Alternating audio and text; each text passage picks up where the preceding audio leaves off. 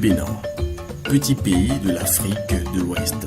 Il couvre une superficie de 112 622 km² et s'étend sur 700 km pour une population de 10 008 749 habitants. Un pays très effacé sur la carte du monde et qui pourtant renferme une diversité culturelle à nul autre pareil. La plus célèbre d'entre elles est le vaudou.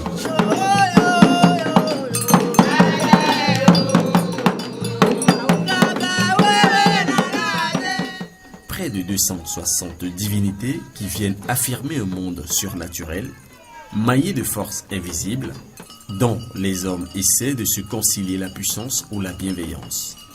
Parmi elles se trouve la plus remarquable, la plus extraordinaire, le Abiku.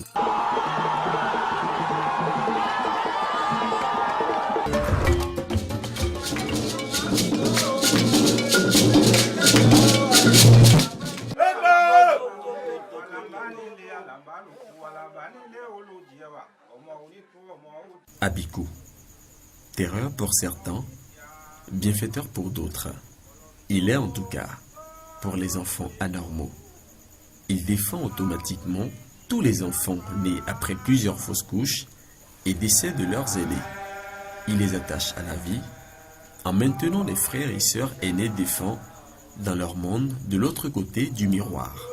Son lieu de prédilection est la forêt.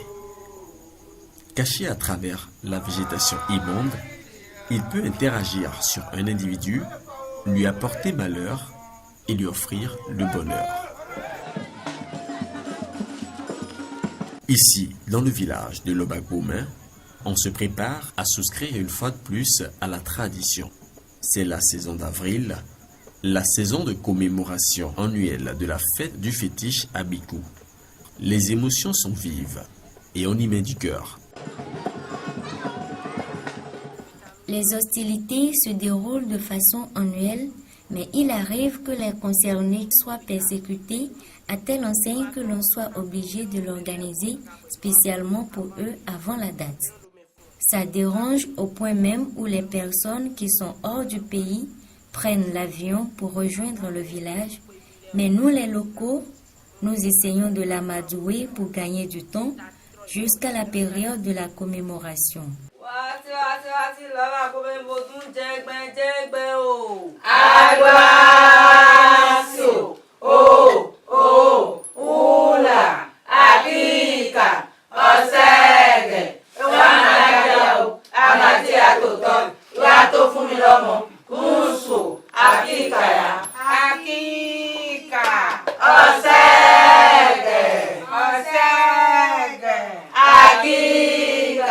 Ça, c'est le panégyrique du fétiche Abiku. Avant de commencer les cérémonies, les enfants Abiku des 4 coins du monde entier rentrent au village. Puis on démarre les cérémonies avec une nuit de veillée pour célébrer et avertir les fétiches que l'heure de la commémoration a sonné. Le jour J.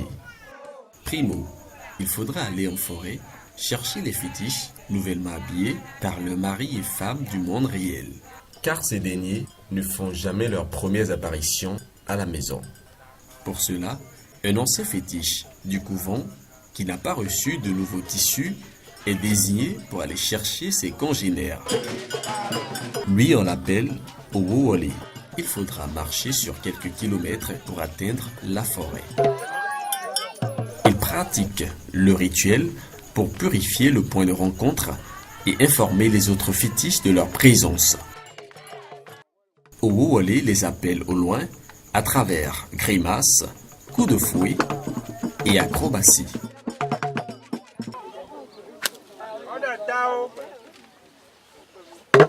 Ils ont entendu l'appel et sortent de la brousse. Quelques initiés courent aussitôt à leur rencontre dans la brousse pour les aider à dégager le passage.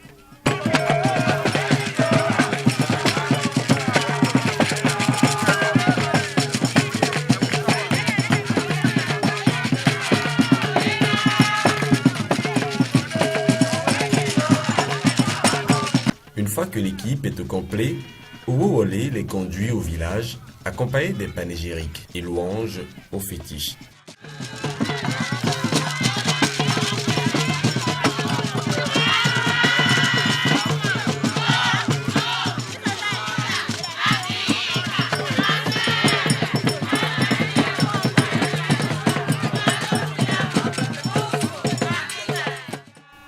fois que les fétiches sont rentrés à la maison, c'est le moment des rituels et des sacrifices.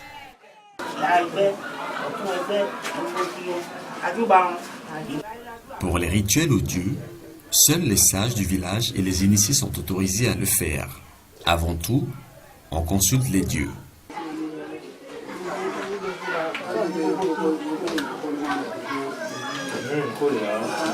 Puis on immole, on égorge.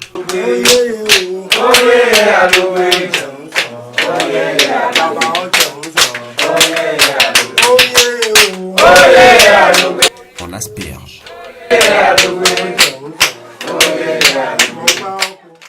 Ce premier rituel est un hommage au fétiche des sages du village. Puis on passe au fétiche Abikou. Toujours la même syntaxe. Louange, adoration, puis on consulte. Et si les dieux acceptent les offrandes, on émole, on égorge, puis on asperge. Tout se fait dans le strict respect des règles du vaudou. Alors il faut rester minutieux sur les détails. Attention surtout à ne rien oublier, car le moindre oubli, la moindre erreur pourrait provoquer la colère des dieux. C'est donc ainsi qu'on rend hommage aux divinités, avant donc les festivités proprement dites. Après les sacrifices et rituels, place aux réjouissances. Sur la place du village, les fétiches offrent un mini-spectacle à la population, chaque après-midi de ces jours de commémoration. On étale des nattes sur lesquelles les fétiches Abikou hommes viennent s'asseoir à volonté. Les fétiches Abikou femmes, par contre, s'asseyent sur des chaises.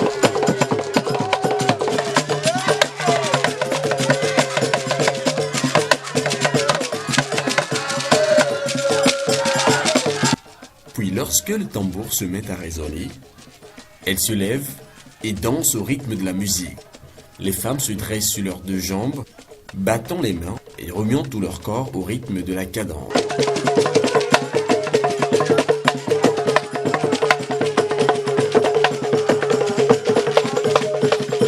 Les hommes, par contre, rampent au sol, exécutent des mouvements en symbiose avec la musique.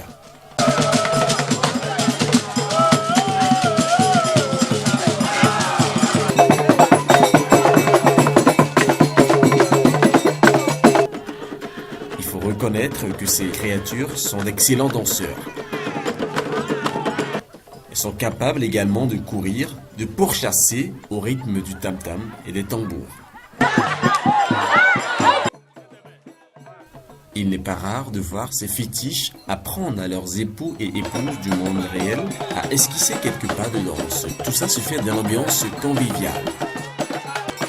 Attention surtout à ne pas les toucher, car seul un initié connaît les rituels adéquats pour conjurer le mauvais sort lorsque ils arrivent à se faire toucher par ces créatures mythiques.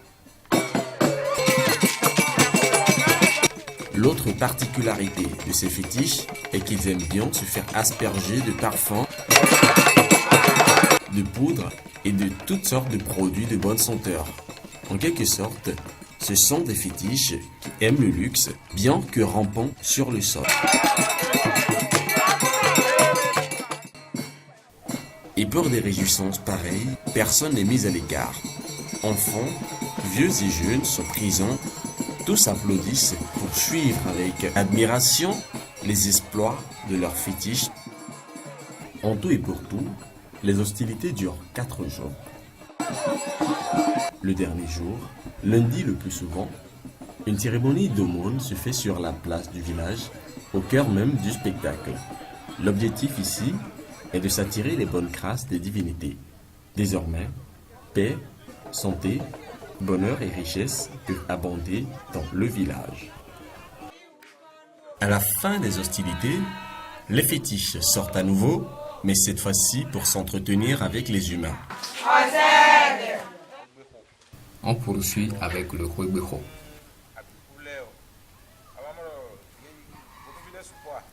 Tels que les fétiches sont nombreux, les adeptes le sont aussi. Par exemple, moi, mon conjoint de l'au-delà va sortir et nous allons discuter. il va me révéler tout ce qu'il a vu pour moi dans l'année. Si c'est le bien, il va me le dire. Si c'est le mal, il me le dira également. Lorsque tu habilles ton mari de l'au-delà et qu'il sort dans une année, vous vous voyez et il repart. La nouvelle année dans laquelle tu vas rentrer, tout ce qui t'attend comme mauvais sort, eux, ils le voient et lorsqu'ils reviennent, ils te diront comment conjurer tout cela. Mais si ce qu'ils ont vu est très dangereux, ils vont te demander des choses que tu vas leur donner, puis ils s'occupent des sacrifices et partent. Tu auras la paix dans cette année. Et si le fétiche fait des interdits à sa conjointe qui ne les respecte pas, le fétiche va la ramener à l'ordre. C'est tout cela nous appelons le Robiho. Vous allez constater que quand un fétiche sort, il va chez les siens, et si un autre sort, c'est comment faire pour que la nouvelle année soit bonne, pour que la nouvelle année dans laquelle nous sommes soit une année de paix et une année heureuse. C'est à tout cela que nous nous consacrons dans la journée de mardi. Mais qui sont-elles en réalité? Comment interagissent-elles avec le monde réel? Que feront-elles jusqu'à la saison prochaine? Tant de questions qui ne font que corser le mystère de ces créatures divines, étranges et bienveillantes pour ceux qui savent les comprendre.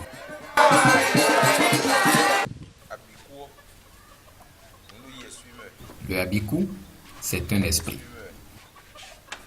C'est un esprit. C'est en quelque sorte un engagement que prend un individu avant de venir. Et cet engagement pris commence par te déranger. Cela ne t'a plus permis de vivre heureux, de vivre longtemps sur cette terre. C'est cela que nous appelons Abiku.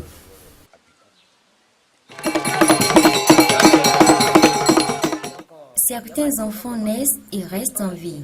D'autres naissent et meurent quelques jours après. Puis un autre frère naît après lui et devient Abiku. C'est mon père qui a enfanté. L'enfant est décédé. Je suis la 4e enfant qui suis restée et je suis Abiku. Mais où commence la légende de ces créatures emblématiques? Le Abiku n'a pas une origine bien fixe. On la couche.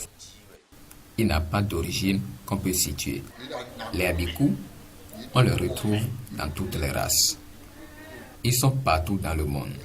Que ce soit chez l'homme noir ou l'homme blanc, le Abiku existe. Les blancs même ont des Abiku sans le savoir. Ils ont peut-être d'autres manières ou d'autres magies avec lesquelles ils fonctionnent. Mais chez nous, sur le continent noir, notre manière de gérer tout cela, c'est ça qu'on appelle le Abiku. Et il vient au monde par naissance. Il existe plusieurs sortes d'Abiku. L'espèce d'Abiku que moi je suis est différente des autres. Mais pourtant, nous sommes tous Abiku. On peut citer Abiku Zuno, le Abiku Lissa et plusieurs autres sortes. Certains ont le Abiku sous 16 formes, sous une forme, sous 3 formes, ainsi de suite. Comment arrive-t-on à l'identifier au sein d'une famille? Le Abiku, c'est depuis que la femme porte en elle un fruit que le Abiku commence par se manifester. Maintenant, la femme qui porte un enfant de ce genre, si juste après les consultations, on constate que ce Abiku est trop fort et trop puissant, on est obligé de faire recours à des sacrifices.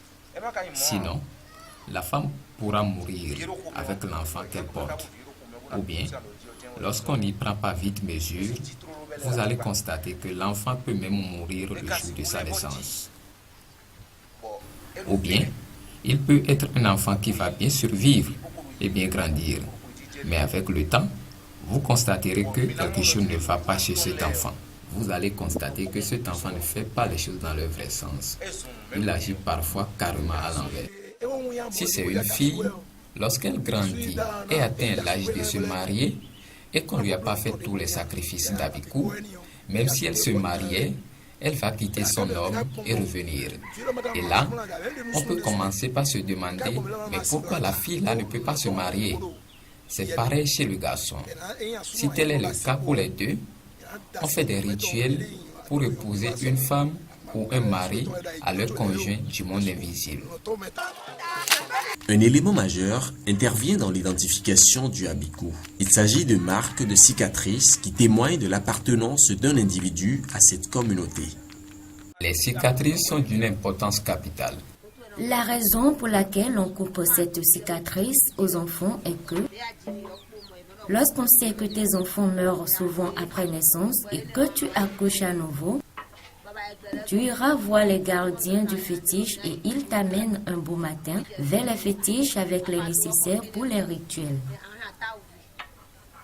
Et on va demander au fétiche si on peut couper la cicatrice à l'enfant pour le maintenir en vie. S'ils acceptent, on le coupe la cicatrice. Sur ce, tu peux rentrer avec ton enfant. Les cicatrices sont donc comme un palier qui sépare les individus du monde visible et ceux du monde invisible. Le fétiche Abikou, lorsqu'il est identifié dans une famille, peut avoir une forte incidence sur l'individu en question si des dispositions ne sont pas prises pour le dompter.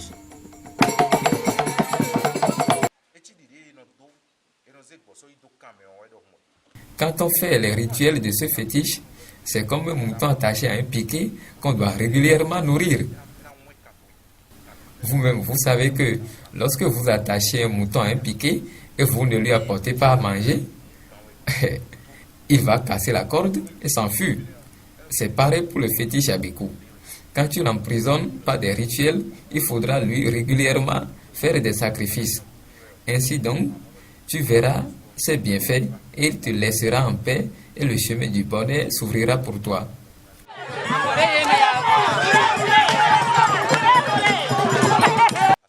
Tu ne lui donnes plus à manger comme cela se doit, tu l'as délaissé. Dans ce cas, cet esprit va s'évader et persécute plus qu'auparavant. Et tu verras que cet individu à qui on a déjà fait les rituels et sacrifices et qui pense que tout est fini, il va encore reprendre avec les anciennes mauvaises habitudes qu'il avait. Et pour cette fois, ce sera pire. Ainsi, si on ne fait pas diligence pour emprisonner de nouveau le fétiche qui s'est évadé, c'est fini. Cet individu devient encore ce qu'il était avant. Il est vraiment terrible. Dans le spirituel, il te créera toutes les misères. Il détruira tellement de choses dans ta vie que tu préféreras la mort à la vie. Certes, il ne te tuera pas, mais il te créera beaucoup de dommages. Tu demanderas, mais quel genre de fétiche il est? Tu peux disposer d'1 million dans ton coffre-fort et il le sait. Tu n'as pas encore fait ce rituel. Il peut dilapider tout cet argent. Tu peux même venir assister à sa cérémonie et constater la disparition de ton argent lorsque tu vas rentrer chez toi à la maison. Celui qui naît avec toi est très embarrassant. Il te prive d'argent, de femme, de réussite. Il te prive de tout tant que tu ne lui mets pas le pain. Le fétiche Abikou peut se montrer parfois très protocolaire ou exigeant. Attention donc à ne pas braver ces interdits. Les totems du fétiche Abikou sont compliqués, mais pas si difficiles à respecter. On ne s'assied pas sous l'arbre appelé Fonti. On ne passe pas sous le soleil brillant. Tu ne dois t'abriter sous aucun arbre pendant la pluie, ni quand le soleil est ardent. Tu peux passer sous la pluie par contre. Le fruit de l'arbre appelé Fonti est également interdit. S'il est au sein d'une collectivité, on ne puise pas l'eau dans la nuit. On ne pile pas dans la nuit. Les femmes au foyer ne doivent jamais se disputer la nuit. Et on ne balaie pas la nuit. Cependant, le fétiche Abikou peut être également très généreux et même faire office de protecteur divin lorsque vous arrivez à trouver l'harmonie parfaite. Mais si tu le reconnais, il te donnera ses fortunes et tu auras la paix. L'argent, Lors, tu auras tout ce que tu voudras. Même si les ennemis t'en veulent, quand bien même tu as des problèmes qui peuvent t'entraîner la mort dans ton foyer, ils viendront te sauver. Celui qui t'en veut les verra en personne. Peu importe où tu es, ils viendront te sauver. Il est très important de ne pas les confondre avec leur très proche voisin, le Egungun. Il y a trop de différences entre le fétiche Abiku et le Egungun. Parce qu'on voit que les fétiches Abiku hommes rampent au sol et esquissent le pas de danse au sol. Tu ne verras aucun Egungun ainsi au sol. Eux, ils sont au sol et causent d'énormes dégâts. Cela consiste déjà une différence entre les deux. Les Egungun se tiennent debout. Et tu verras aussi que les Abiku femmes se tiennent debout, mais aussi différentes. Car elles s'habillent naturellement et s'amusent correctement comme les humains. Parfois, les tissus des deux se ressemblent. Mais si on observe bien, on peut remarquer la différence. Car les tissus que portent les Abiku se portent aussi par les humains. Par contre, les humains ne portent jamais les tissus que portent les Egungun. La différence peut également s'observer au niveau du rythme. Le seul rythme qui est différent là est celui qui les motive à pourchasser.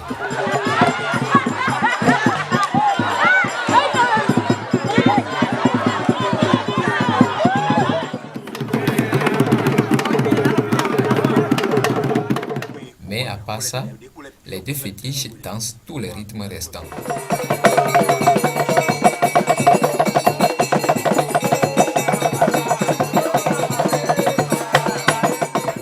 Aucune différence ne se fait par contre ressentir au niveau des accompagnateurs de ces deux fétiches.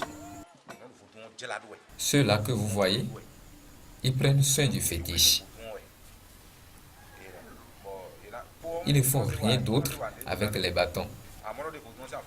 Si ce n'est pour ranger les pagnes du fétiche afin d'éviter que cela touche les humains. Ce n'est pas trop bien que ces pagnes frottent les humains. Les initiés, eux-mêmes, ils savent qu'il faut se purifier après cela. Si tu ne le fais pas, c'est comme si tu laisses des énergies ou bien des puissances négatives en toi. Et ce n'est pas bien.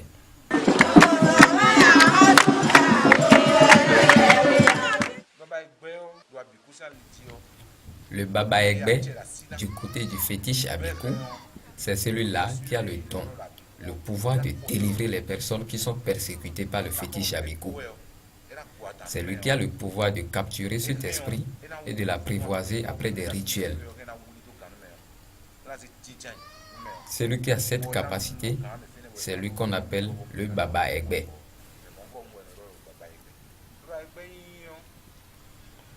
Être Baba Egbe, il peut arriver que cela soit un enfant.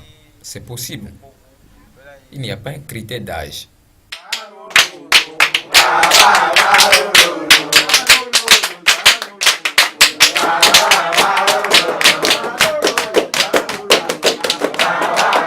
J'étais enfant quand j'ai été choisi. Et puisque les aînés m'accordent leur soutien, je m'en sors très bien. Donc, ce n'est pas seulement les adultes qui peuvent le faire. Ça concerne toutes les catégories d'âge. Et si le FA te choisit, pour n'importe quelle mission dans ta collectivité, tu l'accompliras. C'est seulement les concernés qui font ces rituels. Toutes ces femmes que tu vois ont leur raison d'être là. Ces femmes ou ceux-là qui se rendent sur les lieux du spectacle avec des offrandes, ce sont eux, les femmes ou les maris du fétiche Abiku. Car il y a aussi des hommes Abiku. Ce sont eux, les femmes du fétiche. Ce sont les Abiku auxquels on a déjà fait les rituels et les cérémonies et qui font régulièrement les sacrifices. Si on n'avait peut-être pas fait les rituels à celles que vous voyez là, peut-être qu'elles ne seraient plus de ce monde. Mais elles sont là aujourd'hui et continuent de jouer leur partition.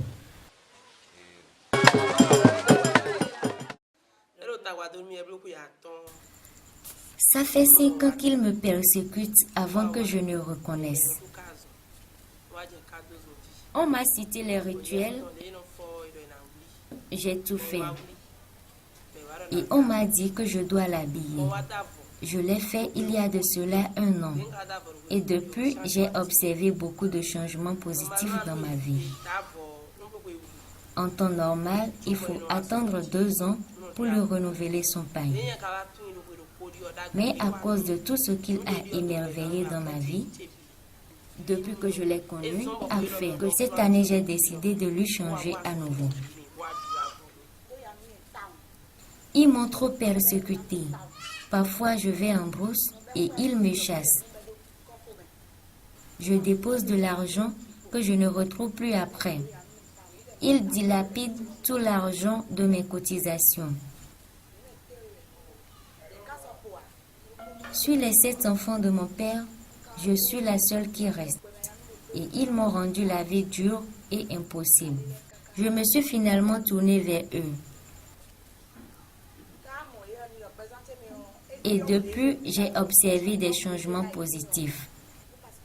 J'étais très instable et c'était eux qui commanditaient. Mais à présent, j'ai la paix, la tranquillité. On m'a dit, il y a de cela 2 semaines, que je devais lui changer de tissu pour cette saison. J'ai répondu que je n'avais pas de l'argent. Et il m'a dit que je trouverais cet argent. Effectivement, je l'ai trouvé, je lui ai acheté son pain, puis tout est rentré dans l'ordre.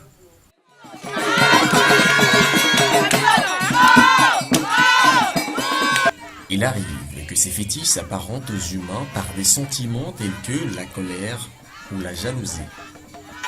Il est jaloux. Je devais mettre le pain pour harmoniser avec lui. Quand on nous regarde, on doit savoir qu'il est mon fétiche. Il m'a demandé pourquoi je ne l'ai pas fait. Je lui ai dit que le pain est sale. Il m'a demandé pourquoi je ne l'ai pas lavé. J'ai répondu qu'il pleuvait, puis j'ai pris un coupon du tissu pour le nouer, histoire de l'apaiser.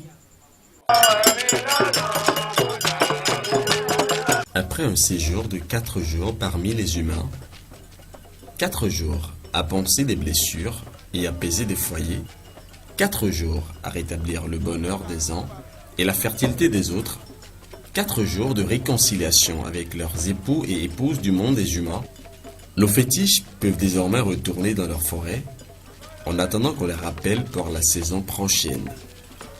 Ces créatures restent jusque-là une fontaine d'énigmes, mais il y a quelque chose que nous devons retenir à tout prix.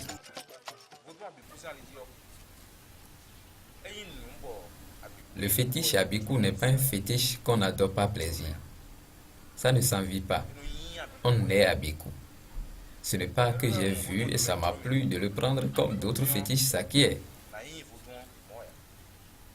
Si tu viens au monde par son chemin, ce sont les prêtres ou gardiens que tu dois voir et vont te faire les rituels. Ainsi, il te laissera en paix. Mais, si on ne te fait pas les rituels, il va te rappeler. Et souvent, c'est depuis le bas âge qu'on commence par piquer les crises. Les parents risquent de finir leur économie à l'hôpital alors que ce n'est pas une affaire d'hôpital. Si l'enfant survit, alors il n'aura jamais de l'ordre dans sa vie si les rituels ne sont pas faits. Donc, si quelqu'un a ce problème, qu'il fasse les rituels pour avoir la paix et la joie de vivre. Voilà. Donc, en résumé, ce n'est pas quelque chose qu'il faut envier. Par exemple, on peut inviter le groupe folklorique des Egungun en spectacle, mais cela n'est pas possible chez le fétiche Abiku. Le groupe folklorique du fétiche Abiku offre des spectacles que seulement s'il y a sa cérémonie de commémoration. À part cela, ils ne sont nulle part ailleurs. On ne devient pas Abiku, on est Abiku.